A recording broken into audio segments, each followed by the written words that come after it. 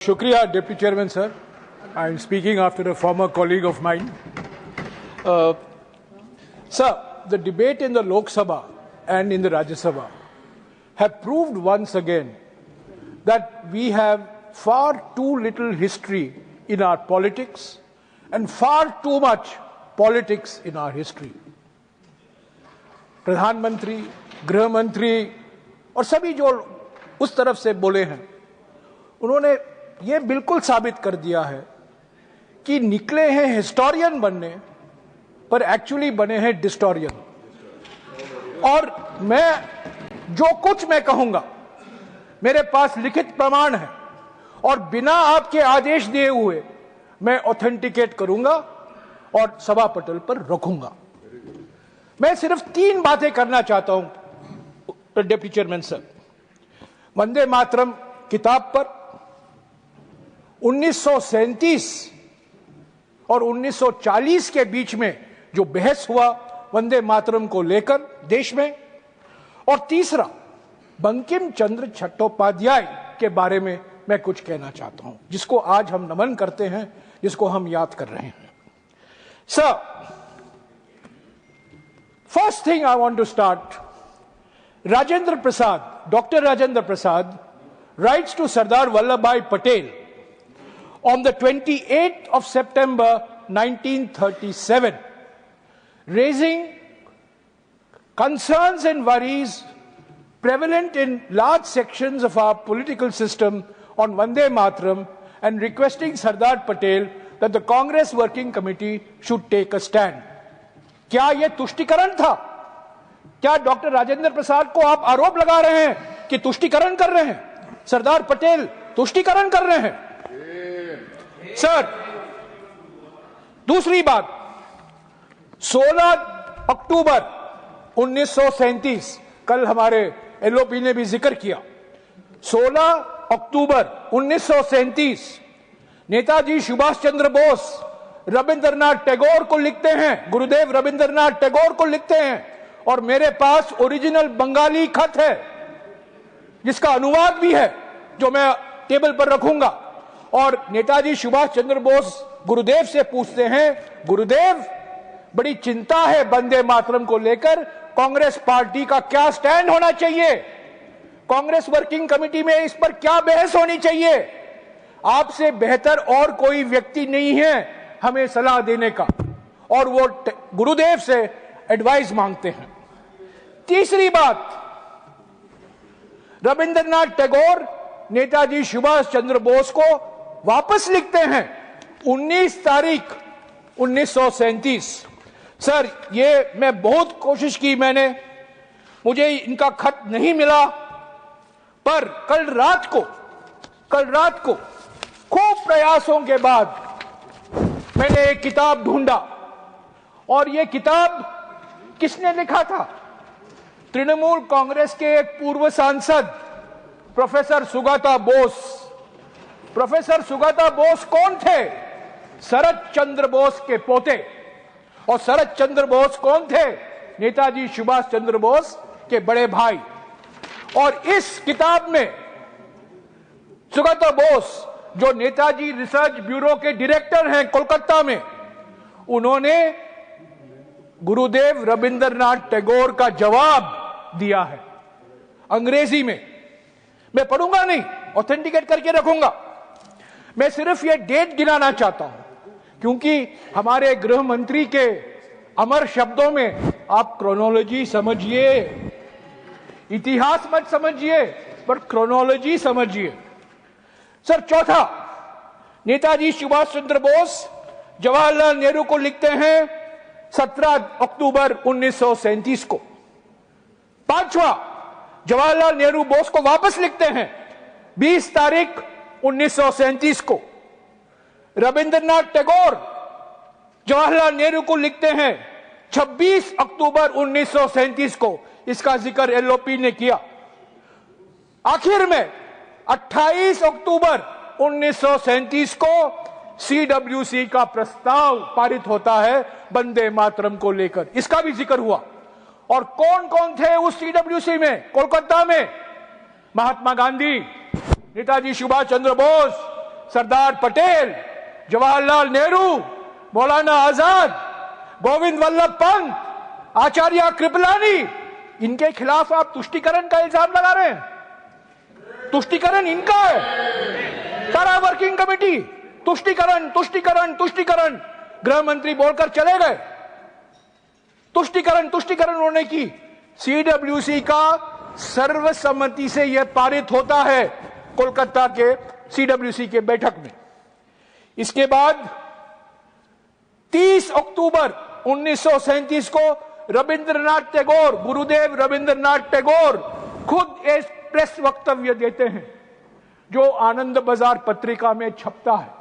और उस प्रेस वक्तव्य में वो कहते हैं कि मैंने सीडब्ल्यूसी को ये एडवाइस दिया और मेरे एडवाइस पर उन्होंने ये रेजोल्यूशन पारित किया ताकि सारा वंदे मातरम नहीं, पर वंदे मातरम को कुछ पंक्तियां नेशनल, तब उन्होंने कहा था नेशनल एंथम, बाद में बना नेशनल सॉन्ग। सर उसके बाद 1939 में क्या होता है देखिए। 1.5 साल बाद आचार्य कृपलानी सी राजगोपालाचारी को लिखते हैं 21/1/1939 को, क्या यह तुष्टीकरण है? उसके बाद राजगोपालाचारी, जिसका जन्मदिन आज हमने बनाया है, राजगोपालाचारी सरदार पटेल को लिखते हैं 7 जनवरी 1939 को, क्या यह तुष्टीकरण है? गोविंद वल्लभ पंत जवाहरलाल नेहरू को लिखते हैं 8 जनवरी 1939 को, क्या यह तुष्टीकरण है? और अंत में महात्मा गांधी अपनी पत्रिका हरिजन में 1 जुलाई 1939 को एक लेख लिखते हैं वंदे मातरम को लेकर। ये सब मैं टेबल पर रखूंगा, ये इतिहास है, पढ़िए, मैं ऑथेंटिकेट करके रखूंगा। पर मैं ज्यादा इससे पढ़ना नहीं चाहता हूं, पर ये क्रोनोलॉजी देना चाहता हूं, क्योंकि 1937 में जो माहौल पैदा किया गया था, सांप्रदायिक माहौल, कई संस्थाएं थी जो जिम्मेदार थे, और एक संस्था आज 100 साल मना रही है, 1925 में उसका गठन हुआ था। उन्होंने भी सांप्रदायिकता की चिंगारी उन्होंने भड़काया, और आज हमें कहते हैं कांग्रेस पार्टी ने तुष्टीकरण की, कांग्रेस पार्टी ने तुष्टीकरण की। मैं आऊंगा और किन किन लोगों ने तुष्टीकरण किया। तो सर ये क्रोनोलॉजी है। सर पहली बात तो ये किताब है, ये किताब 2003 में छपा था। इस किताब का नाम है वंदे मातरम, और इसके लेखक एक प्रसिद्ध इतिहासकार सब्यसाची भट्टाचार्य। सब्यसाची भट्टाचार्य विश्व भारती के वाइस चांसलर थे, वो Indian council of historical research के अध्यक्ष थे, और सर विदेश मंत्री बैठे हुए हैं। सब्यसाची भट्टाचार्य उसी विश्वविद्यालय में प्रोफेसर थे जिस विश्वविद्यालय में हमारे ज्ञानी वित्त मंत्री, हमारे ज्ञानी विदेश मंत्री और हमारे जेडीयू के नेता संजय झा पढ़े थे। और यह किताब सब्यसाची भट्टाचार्य ने लिखा है। सब्यसाची का माने क्या है डिप्टी चेयरमैन सर, इनको जानना चाहिए। सब्यसाची नाम विष्णु का एक नाम है, विष्णु सहस्त्र नामम में आता है। सब्यसाची का अर्थ है जो बाएं हाथ से तीर मारता है और दूसरे दाएं हाथ से भी मारता है, two handed. Sabyasachi Bhattacharya two handed इतिहास थे, वो लेफ्ट के नहीं थे, राइट के नहीं थे, वो एक सचमुच बुद्धिजीवी थे। और उन्होंने ये किताब लिखी, और मैं सारे सांसदों को आज रात तक ये किताब पहुंचा दूंगा। ये 150 पेज का किताब है, पढ़िए इसका इतिहास क्या है। सब्यसाची भट्टाचार्य लिखते हैं कि 1875 में पहला वंदे मातरम लिखा गया। उसके बाद में जब आनंद मठ प्रकाशित हुआ 1882 में, उसमें और पंक्तियां जोड़ी गई, और पंक्तियां जोड़ी गई, यानी कि 1875 में एक वंदे मातरम था और 1882 में उसको और ज्यादा बड़ा किया गया। तो ये सब्यसाची भट्टाचार्य किताब में बहुत सारी चीज है इतिहास को लेकर, क्यों ये राष्ट्रगीत बना, किस माहौल में इसका ट्रांसलेशन हुआ, सभी भारतीय भाषाओं में इसका विवरण है। सो मैं गुजारिश करूंगा डिप्टी चेयरमैन सर, सभी सदस्य इसको पढ़ें मेरा जो मैं कह रहा हूं उस पर विश्वास मत रखें, पर ये जो प्रोफेसर कहते हैं जिन्होंने हमारे विदेश मंत्री को इतिहास पढ़ाया है, हालांकि आज वो इतिहास ये भूल गए हैं, वित्त मंत्री को पढ़ाया है, हमारे जेडीयू के अध्यक्ष को पढ़ाया है, उसी अध्यापक की एक किताब पढ़िए। सर, मैं दूसरी बात कहना चाहता हूं बंकिम चंद्र चट्टोपाध्याय के बारे में। सर, बंकिम चंद्र चट्टोपाध्याय के बारे में बहुत चीजें कही गई हैं, पर क्या आप लोग सब जानते हैं कि 1876 को 1876 को एक संस्था का गठन हुआ कोलकाता में, महेंद्र लाल सरकार, सुखेंदु बाबू जानते हैं, 1876 में Indian association for the cultivation of science, और उसके जिम्मेदार बंकिम चंद्र चट्टोपाध्याय थे। उन्होंने पूरा प्रयास किया ये Indian association for cultivation of science बने, और इसी Indian association of cultivation for science में काम करके भारत का पहला विज्ञान में नोबेल पुरस्कार सीवी रामन को मिला।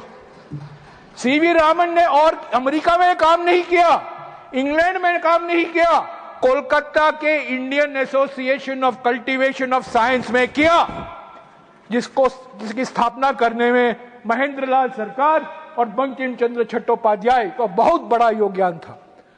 तो बंकिम चंद्र चट्टोपाध्याय जी कहते थे विज्ञान और आध्यात्मिकता दोनों का संगम, दोनों का मिलन होना जरूरी है। सर, ये आनंद मठ किताब है, मैं बंगाली पढ़ नहीं सकता हूं, पर मैं अंग्रेजी में पढ़ा, और इसमें इंट्रोडक्शन में कहा जाता है, there is an incident worth recalling. There was a wedding party at the Calcutta home of Ramesh Chandra Dutt, a literary disciple of Bankim Chandra Chattopadhyay. The young Tagore, Rabindranath Tagore, was a guest, and Chatterjee was the guest of honor. When the party had settled down, Tagore introduced himself to Chatterjee and sat at the great man's feet.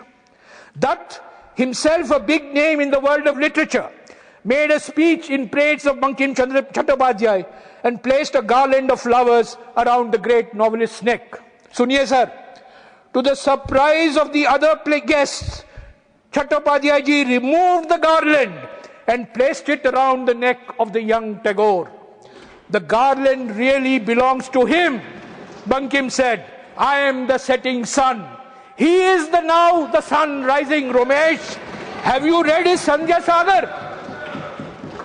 Sir, आज नेहरू का बदनाम सिर्फ नेहरू का बदनाम नहीं हो रहा है, ये रविंद्रनाथ टैगोर का बदनाम हो रहा है। ये सरकार क्या कर रही है?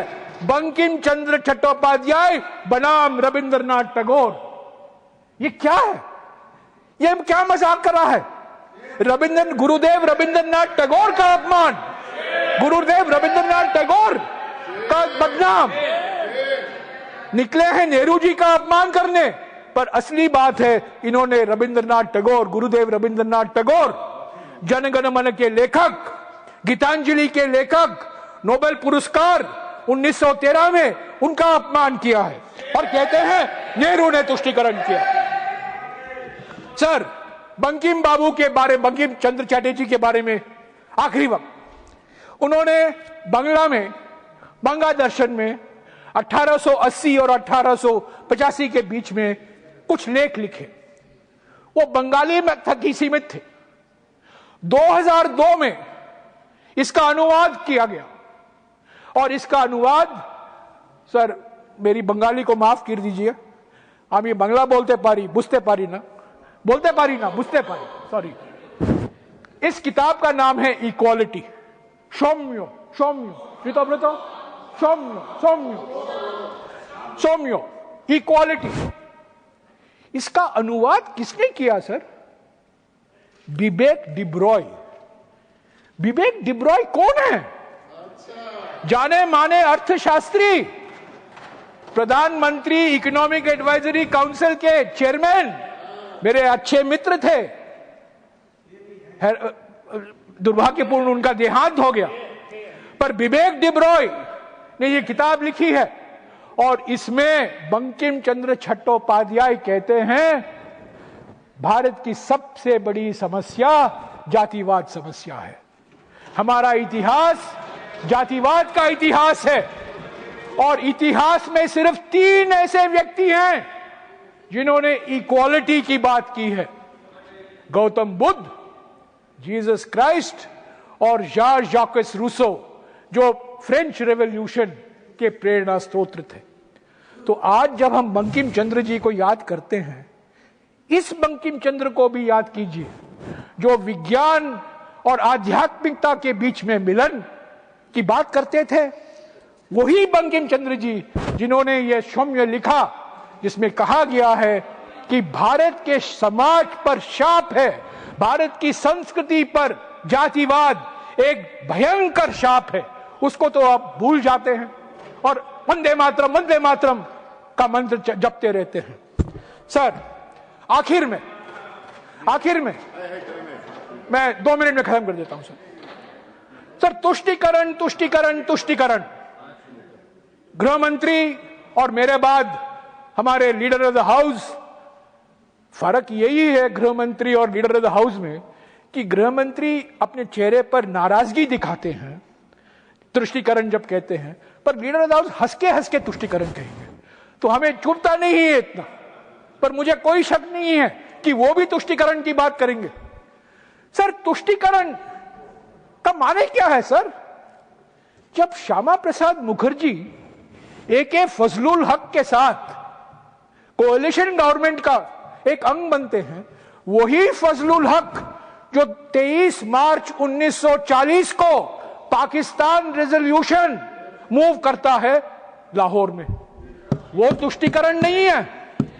वही श्यामा प्रसाद मुखर्जी जिसके कहने पर हिंदू महासभा सिंध और नॉर्थ वेस्ट फ्रंटियर प्रोविंस में मिली जुली सरकार बनाती है, वो तुष्टीकरण नहीं है।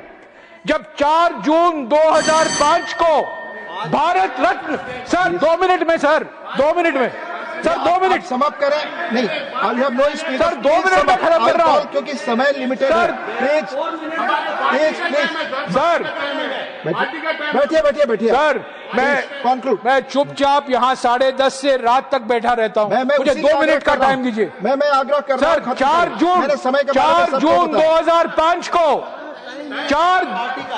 4 जून 2005 को भारत रत्न लाल कृष्ण आडवाणी जाते हैं कराची को और किसकी प्रशंसा करते हैं?